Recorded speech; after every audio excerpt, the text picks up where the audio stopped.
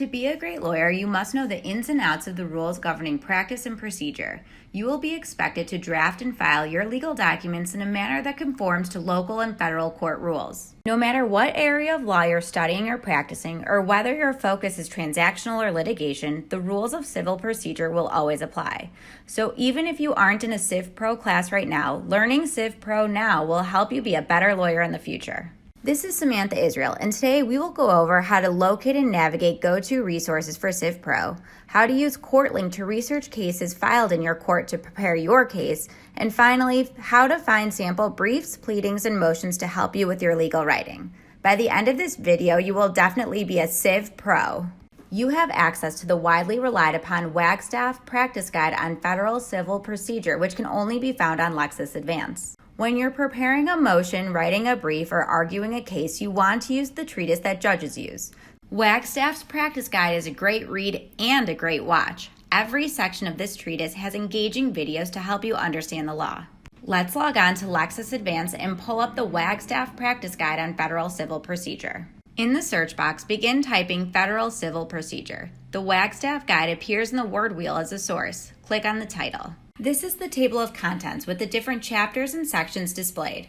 There are a couple ways to search on this page. You can run a search using key terms in the table of contents to find a specific chapter or section, or you can search for your keywords in the documents themselves.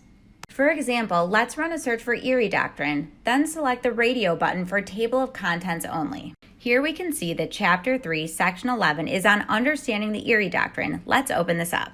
Read this section or watch this video by Jim Wagstaffe to hear how he explains and simplifies this complex rule. One of the reasons why this is such a great treatise is because it has over 200 videos. To quickly find a video on your topic, return to the full table of contents page. Scroll down to Appendix B and click to view the list of videos.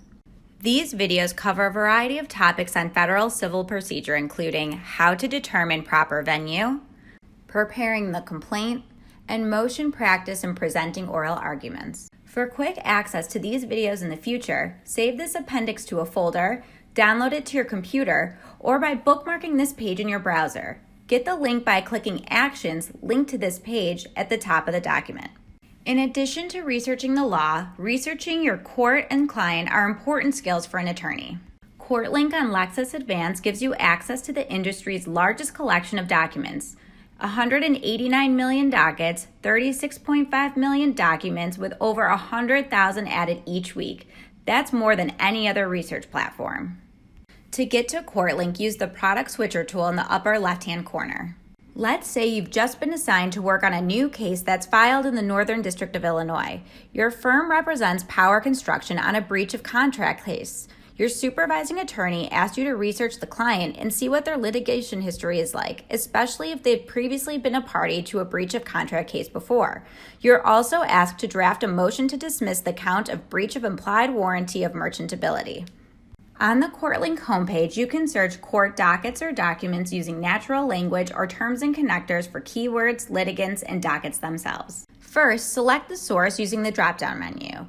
Next, select your jurisdiction. You can search by expanding the different courts or by typing in your jurisdiction. To see a list of all courts covered in Courtlink, scroll to the bottom of the page and click Court Information.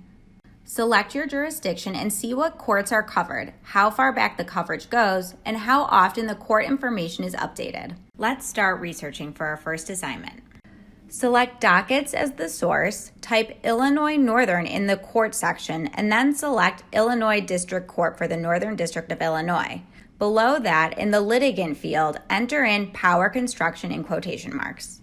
Your results can be refined using the filters on the left to zero in on specific courts, practice areas, timeframes, and much more. Courtlink alerts inform you on newly filed cases involving parties, judges, attorneys, firms, and subject matter of importance to you.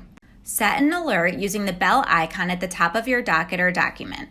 Now, on to our second assignment. We will search for motions to dismiss involving breach of contract claims, narrow our results, and review the motions to help us with our own writing.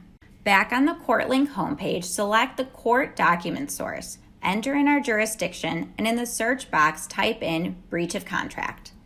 Use the Search Within Results tool and enter in construction and implied warranty within the same sentence as merchantability.